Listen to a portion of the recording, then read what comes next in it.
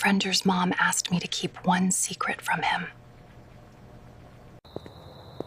She asked me to keep one secret, but looking at this key, I realized the secret wasn't hers. It was a warning. The first time my friend's mother asked me to lie to him, she was standing behind a bookstore counter with a paper cup of coffee in her hand. It was such a normal moment that I almost laughed. Almost. I had known Daniel's mom for months by then, not well, not in any way I could explain without making it sound stranger than it was. I was 24, Daniel was my closest friend, and his mother, Claire, was 46 and owned the little bookstore where I sometimes stopped after work. She knew my coffee order. That was probably the first problem. "Black coffee," she said one Saturday morning, reaching for the pot before I asked. "You remember. You come in 3 times a week." "4." She looked at me. I shrugged, "Sometimes 4." A small smile appeared, then disappeared as she turned toward the coffee machine. I watched her hands for half a second too long. Claire had a habit of folding the cardboard sleeve from her coffee cup into smaller and smaller squares whenever she was thinking. I had noticed it weeks earlier. I had also noticed that she never seemed to realize when she was doing it. There were things about her I noticed without meaning to. The way she pushed her glasses higher when she was tired, the little pause before she answered a difficult question, the fact that she always remembered which books I had asked about even when I didn't remember asking. None of it meant anything. At least that's what I told myself. I wasn't exactly busy with anyone else.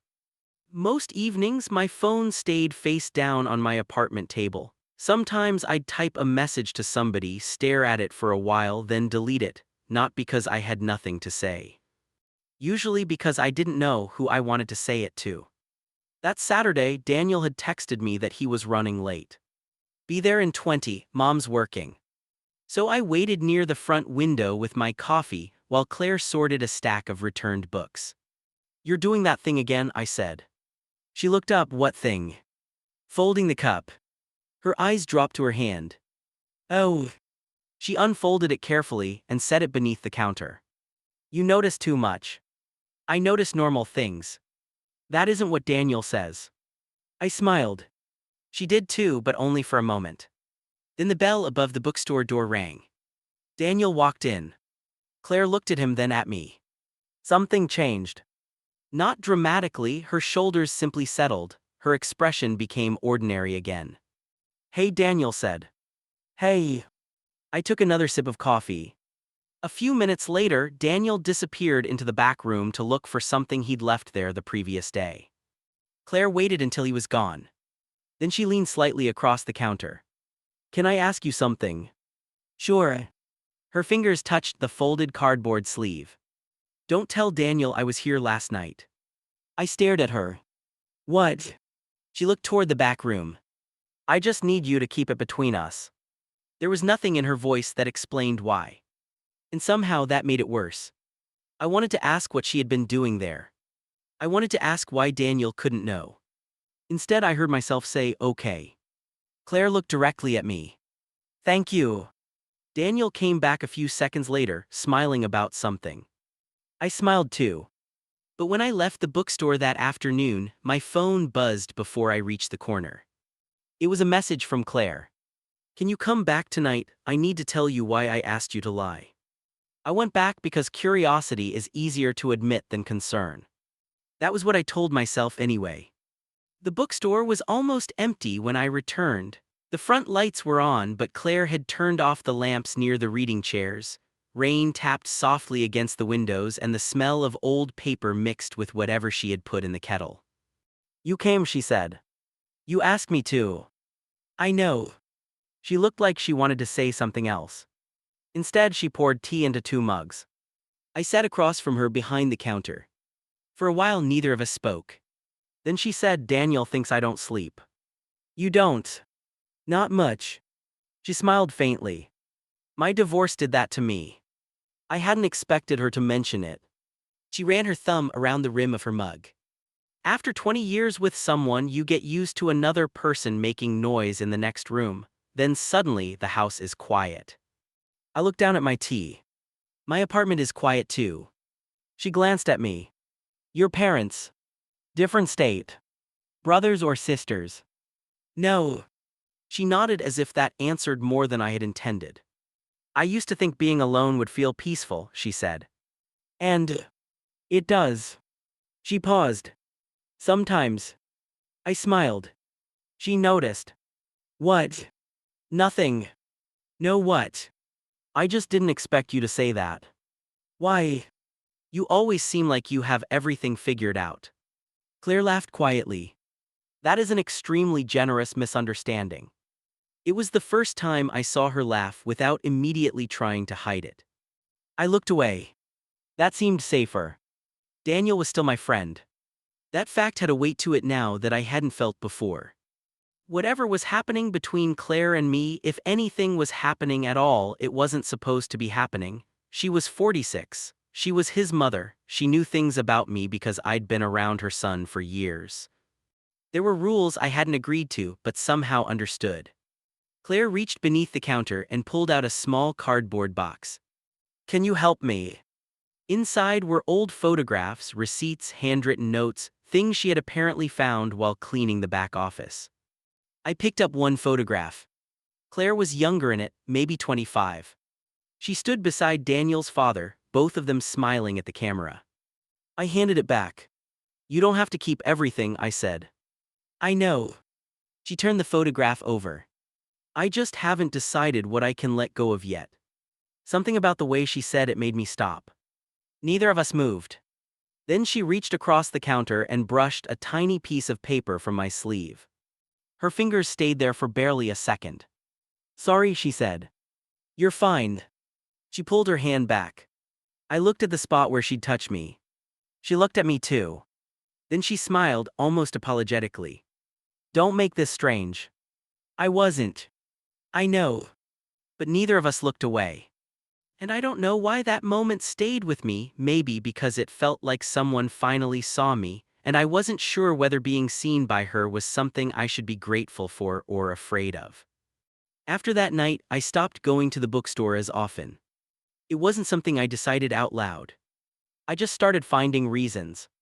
There was always somewhere else to get coffee, somewhere else to sit, somewhere else to spend an hour pretending I wasn't thinking about the way Claire's fingers had rested against my sleeve. Daniel noticed before I expected him to. You haven't been around Mom's place lately. Busy. With what? I shrugged. He studied me for a second. You're terrible at lying. I laughed, hoping that would be enough. It wasn't. But he let it go. For the next week, Claire didn't text me. I didn't text her either. That should have made things easier. Instead, I kept checking my phone. One evening, Daniel asked me to drop something off at the bookstore because he was running late. I almost said no. Then I heard myself say sure. Claire was alone when I walked in. She looked up. For a moment, neither of us said anything. You've been avoiding this place, she said. No. You have. I set the envelope on the counter. Daniel asked me to bring this. Right. She picked it up. Our hands almost touched. She pulled hers away first. The small movement bothered me more than it should have. I thought maybe you were upset, she said. I wasn't. Then why disappear? I looked toward the windows. I thought it was better. For who? I didn't answer.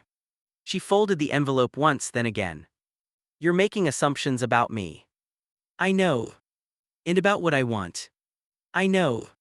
Her eyes lifted. Do you? The bookstore suddenly felt too quiet. I could hear the old wall clock ticking behind me. I don't want to make Daniel uncomfortable, I said. Claire's expression changed. Neither do I. Then maybe we should. I stopped. She waited. Should what? I shook my head. Nothing. She stepped out from behind the counter. Not close enough to touch me. Close enough that I noticed the faint scent of her shampoo. I don't want you disappearing because you're afraid of something I haven't even said. I don't know what you're saying. I know. Her voice was softer now. Then the bell above the door rang. Daniel walked in. We both stepped apart. He looked between us. What did I miss? Nothing, Claire said. Too quickly. Daniel frowned then smiled. Okay. He walked toward the back room. I looked at Claire. She was staring at the floor. Later outside, I stood beneath the awning waiting for the rain to ease. Claire came out and locked the door. "You don't have to be scared of me," she said. "I am." She looked at me. "Why?" I swallowed. "Because I don't think I'm scared of you." Her eyes stayed on mine. For 1 second, neither of us moved. She stepped closer. I could have closed the distance. So could she. Her breath caught softly. Then she stopped. "Go home," she whispered. I nodded. And when I walked away, I knew we had both stopped for the same reason. Neither of us knew what would happen if we didn't. 3 days passed before Claire called. Not texted. Called. I almost let it ring out. Then I answered. "Hi. Are you busy?" I looked around my apartment. "No." A pause. "Could you walk with me?" That was all. We met outside the bookstore just before closing. The rain had stopped, leaving the sidewalks dark and shining under the streetlights. Claire locked the front door and slipped the keys into her coat pocket. Neither of us mentioned the last time we'd stood that close. We walked toward the small park 2 blocks away. For a while, we talked about ordinary things. A broken shelf. Daniel's terrible taste in music. The fact that the coffee shop nearby had somehow made their coffee worse. Then Claire stopped beside an empty bench. "I saw you yesterday." I looked at her. "With that woman." "Oh." She was laughing. I didn't know what to say. Claire looked away. "I shouldn't have noticed. She works with me." "I know." "You asked Daniel?" "No." She sat down. I sat beside her, leaving a careful amount of space between us. She rubbed her hands together. "I've been trying very hard to behave like none of this matters." My chest tightened. "None of what?" She gave me a tired look. "You know." I stared at the pavement. She continued. "You come into the bookstore, you remember little things, you make me laugh when I haven't felt like laughing, and then you disappear because you think that's the responsible thing to do." I swallowed. "Maybe it is. Maybe." She looked at me. "But every time you leave, I notice." The words hung there. I didn't move. Claire looked down at her hands. "I hate that." "Why?" "Because I don't want to need anyone's attention." I turned toward her. "You don't need mine." "I know." She paused. "That doesn't mean I don't want it." The park was quiet. A car passed somewhere beyond the trees. I could hear my own breathing. "I think about you," I said. Claire's eyes lifted. I almost stopped there. But something in her face made stopping feel worse. "I think about you when I shouldn't." She looked away. "That isn't a confession." "No." "It sounds like one." I gave a small nervous laugh. "Maybe it is." She smiled, but there was no humor in it. Then she reached over and touched my wrist. Just once. Her fingers stayed there. "I don't know what happens after this," she said. "Neither do I." "And Daniel." "I know." She nodded. Her hand remained on my wrist. I looked at her. She looked back. Neither of us moved closer. Neither of us moved away.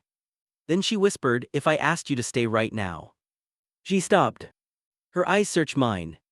"What would you do?" "I'd stay," I said. Claire's fingers tightened slightly around my wrist. Then she let go. Not slowly. Immediately. She stood. I shouldn't have asked. I stayed on the bench. "What changed?" "Nothing." "Claire." She looked toward the dark bookstore windows. "Everything." The next morning she texted me. "I'm sorry about last night, we need some distance." I read it 3 times. Then I typed. "Okay." I deleted it. Typed. "I understand." Deleted that too. Finally I sent nothing. For 2 weeks I didn't go near the bookstore. Daniel never mentioned it. That almost made things worse. He still called me to grab food, still sent stupid videos, still complained about work like nothing had changed. Sometimes we'd sit together and I'd catch myself wondering whether he knew. Whether Claire had told him. Whether she had almost told him. One Friday night Daniel called. "Can you come over tomorrow? Mom wants help moving some boxes." My stomach dropped. Why can't you do it? Because I'm her son. Apparently that makes me automatically unavailable for manual labor. I laughed. I'll think about it. You're coming. He hung up.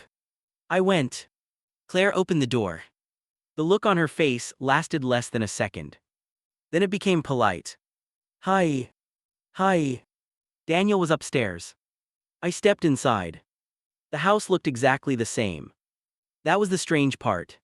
Same framed photographs. Same blue mug beside the sink. Same coat hanging near the stairs. As if the last few weeks had happened somewhere else. We carried boxes from the hallway into the garage. Claire barely looked at me. Then Daniel went upstairs again. She stopped beside a box marked Keep ****. I need to tell you something. I waited. My ex called. I looked at her. Your ex-husband. She nodded. He wants to try again. I didn't know what to do with that sentence. So. She looked at the floor. He's been coming around. You're considering it. I don't know. That was somehow worse. She pressed her lips together. He was my life for 20 years. I nodded. I understand. No, you don't. She looked at me then. I don't either. For a moment, the distance between us felt smaller. Then she stepped back. I can't make decisions about my life while I'm wondering what you might be waiting for. I wasn't waiting. She gave me a tired smile. Yes, you were. Daniel called from upstairs. Mom. Claire turned toward the staircase. Coming. She looked back at me. There was something unfinished in her face. Something she almost said. Instead, she picked up the box.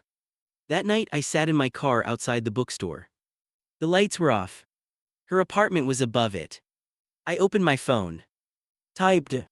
If you don't want him, you don't have to choose him just because he's familiar. I stared at the message. Then I deleted it. Across the street, the bookstore remained dark. I didn't get out of the car.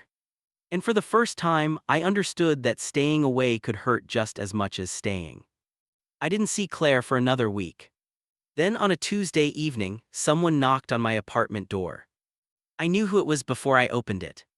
Claire stood in the hallway wearing the same gray coat she always wore when she closed the bookstore late. Her hair was damp from the rain. Can I come in? I stepped aside. She walked into the kitchen and stood near the counter. Neither of us knew what to do with our hands. I ended it, she said. I looked at her. With him. She nodded. He wanted an answer, I gave him one. I waited. Claire looked down at the counter. It wasn't because of you. Something inside me dropped. Then she added, but you made me realize I couldn't keep pretending I wanted a life I'd already left. I sat down. She remained standing.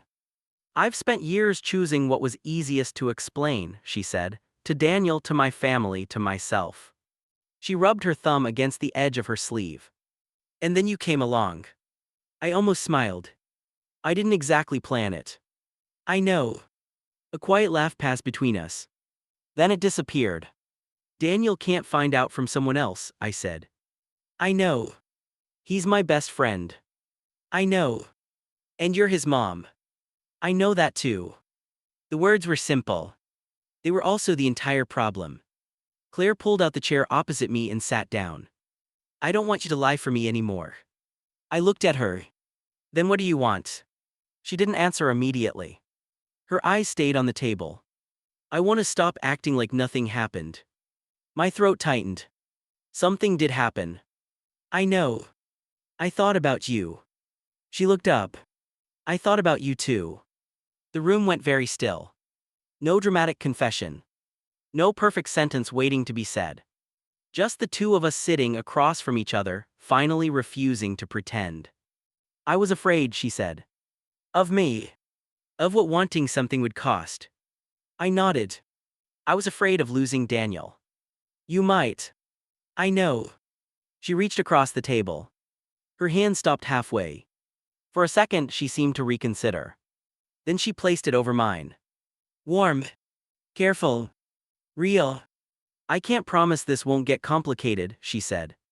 I don't need a promise. What do you need? I looked at her hand over mine. "You to stop deciding for both of us." She smiled. It was small and tired and completely unlike the smile she gave customers. "Okay."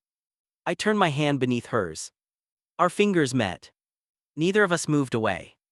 For once, there was nothing left to hide between us. There was still plenty we hadn't figured out. Daniel. The bookstore. The questions we'd eventually have to answer. But Claire stayed. And when she squeezed my hand once, gently I squeezed back.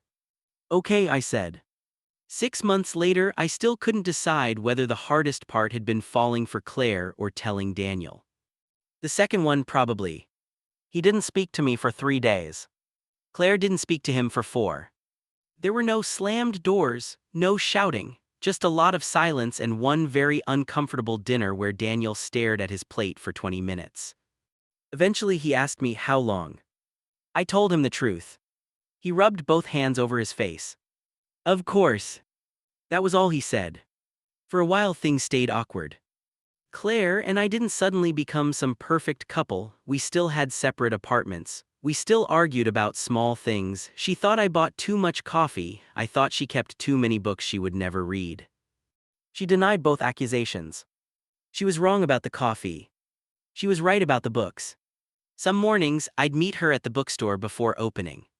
She always arrived at 8:47. Not 8:45. Not 8:50. 8:47.